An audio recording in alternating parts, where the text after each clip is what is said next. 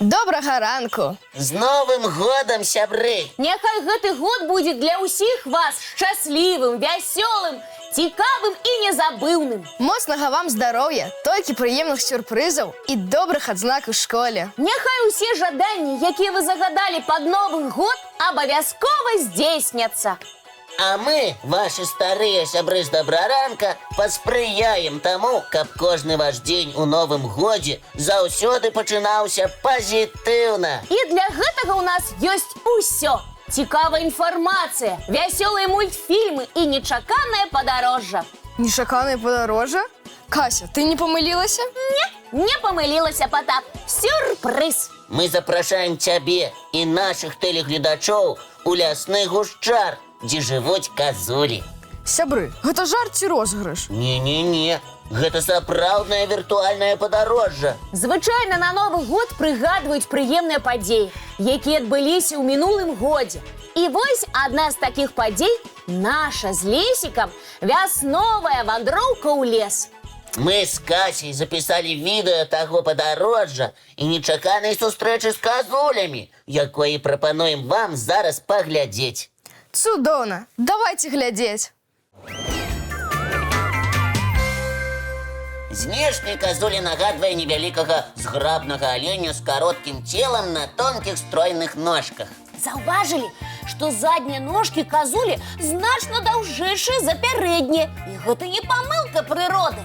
Дзякуючы такой асаблівасці казуля можа рабіць скачкі да 2,5 метраў у вышыню і да 7 метраў у даўжыню. Уражаны? Вось-вось, казуля сапраўдная спартсменка. Як і казуляня, дарэчы.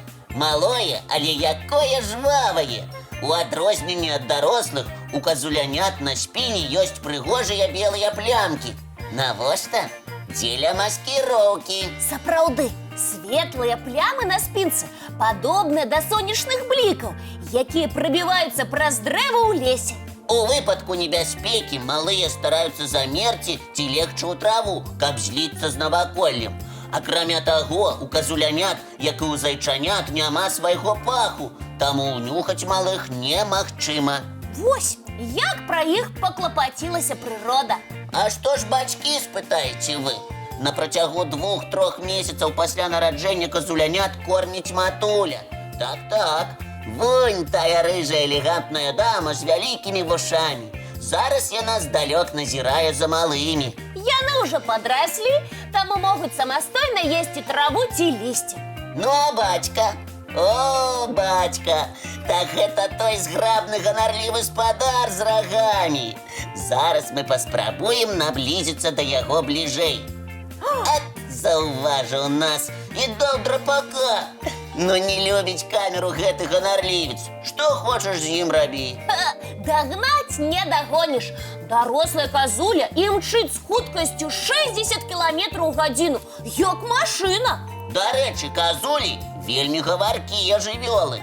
Ад іх можна пачуць розныя гукі ў залежнасці ад сітуацыі. Часам нават не характэрныя для капытных. Напрыклад, абараняючыся, казуля можа забрахаць, як сабака. Ау-ау! Праўда. Добра, што на нас не набрахаў той паважаны спадар з рагамі. А вось казуляняты даюць сябе паздымаць. Цішэй, малеча адпачывае. Эх, вуха засвярбела. Шухацца заднім капытом, здаецца, не вельмі зручна, але яму нармальна. Ён не толькі вуха, але і нос пачухае капытом. Ну і жэўжык. Пазяхае казуляня. Ой, стамілася за ранак. Не будзем яму перашкаджаць адпачываць. Вяртаемся ў студыю. Дзякуй, сябры. Цікавая вандроўка і забаўныя казулі. Рады, што табе спадабалася. Спадзяюся, нашым тэлегледачам таксама. А зараз давайте адпачываць і глядзець мульцік.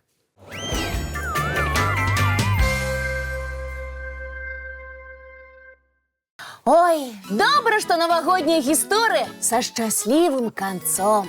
І ўсё ж нельга так жорстка абыходзіцца са шчаняткам, якое выпадкова разбіла ёлачную цацку. Але потым хлопчык гэта зразумеў і вельмі шкадаваў. Памятайте, дзяўчынкі і хлопчыкі, ніякая цацка не заменіць вам гадаванца. Шануйте сваіх хвастатых сяброў і ніколі не крыўдзіце іх. Дарэчы, пра хвост. Вось вы ведаеце, чаму сабака віляе хвастом? Таму што радуецца. Бывае і так, Потап, але не заўсёды. Вілянне хвастом перадае розныя эмоцыі сабакі. Ад радасці да страху і нават агрэсіі. А як жа разабрацца, калі сабака віляе хвастом ад шчасця, а калі ад злосці? Тут важна не пераблытаць, Лесік. Зараз я вам раскажу, што азначаюць сабачыя жэсты хвастом. Каб правільна зразумець сабаку, неабходна улічваць не толькі рух хваста, але і іншыя сігналы цела, становішча вушэй, выраз вачэй і позу. Лесік, калі ж сабака віляе хвастом ад радасці? Тады, калі рухі хвастом шырокія, размашыстыя, асабліва калі хвост знаходзіцца ў сярэднім становішчы або злёгку прыпадняты, ад радасці сабака можа віляць усім целам, а яго вушы і вочы будуць расслабленымі. Зразумела. А калі сабака трымае хвост высока і актыўна ім віляе, што гэта азначае? Што сабака знаходзіцца ў гуллівым настроі, запрашае і вас да гульні. Такія паводзіны часта суправаджаюцца паклонамі і скачкамі. Сапраўды, не раз гэта заўважаў. А якія рухі хвастом выдаюць страх гадаванца? Сабака, які трымае хвост нізка ці паміж задніх лап і злёгку віляе ім, хутчэй за ўсё адчувае страх ці няўпэўненасць. Бедненькі, не даводзьце свайго сябра да такога стану, дзяўчынкі і хлопчыкі. Лесік, а як сабака хвастом паказвае сваю злосць? Калі хвост падняты высока і напружаны, а віляе толькі яго кончык, гэта сведчыць пра агрэсіўны настрой. Такія паводзіны часта суправаджаюцца напружанай позай, пільным поглядам і выскаленымі зубамі. А яшчэ і гырканнем. О, такога сабаку лепш абысці бокам. Разуменне мовы цела жывёлы дапамагае пазбегнуць непаразуменняў і канфліктаў. Калі вы бачыце, што сабака віляе хвастом, але пры гэтым напружаны і гыркае, гэта сігнал, што сабака не гатова ісці на кантакт. Зразумела, буду больш уважлівай. Дзякуй, Лесік, з тваёй дапамогай і мы сталі зоопсіхолагамі.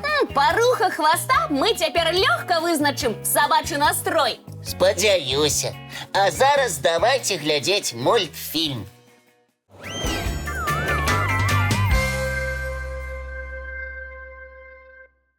Сябры, а вы добра ведаеце гісторыю навагодняй ёлкі? Яшчэ пытайся. Сёе-тое ведаем. Тады прапаную гульню «Веру-не веру» на тэму навагодняй ёлкі. Прасцей простага. Дзяўчынкі і хлопчыкі, далучайцеся да нашай гульні. Увага! Першае пытанне.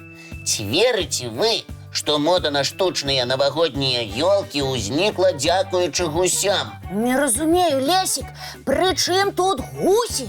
Не верыш? Як ёлкі могуць быць звязаны з гусямі? Глупства, не веру.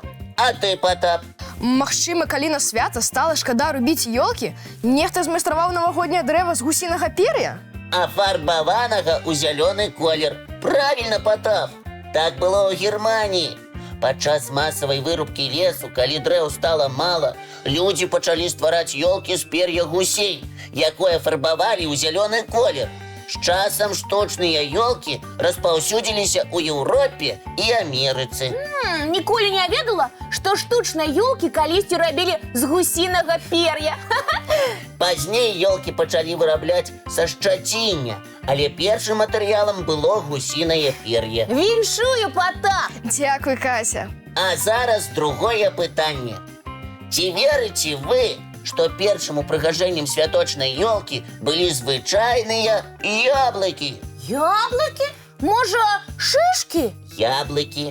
Верыш ці не? Не веру. Мне здаецца, што раней ёлку упрыгожвалі шышкамі, цукеркамі, пячэннем. А ты, Потап, верыш, што першымі былі яблыкі? Веру. Шышкі на ёлцы не вельмі прыкметныя, а вось чырвоныя яблыкі – іншая справа. Правільна. Цукерак у старажытныя часы яшчэ не было. Адзінае даступнае ўпрыгажэнне, якое раней існавала – яблыкі. Яблыкі дык яблыкі. Што ж, і апошняе пытанне. Ці верыце вы, што бываюць плаваючыя калядныя ёлкі? Плаваючыя? Няўжо іх размяшчаюць на вадзе? Так, верыш? Відаць, у цёплых краінах, дзе вада не замярзае, веру, Лесік. Я таксама веру. Такая калядная плаваючая ёлка сапраўды была ў Рыа-де-Жанейра. Правильно, сябры. Плаваючая калядная ёлка ў Рыа-де-Жанейра была нават занесена ў кнігу рэкордаў Гіннеса. Вышыня той штучнай ёлкі аж 85 метраў. Яна была ўпрыгожана 3 мільёнамі лямпачак. Ого! Вось гэта ёлка! Чаго толькі не прыдумаюць! Сапраўды. Лесік, дзякуй за вельмі цікавую гульню. Рады, што вам спадабалася. А зараз давайте глядзець мультфільм. Глядзім, сябры!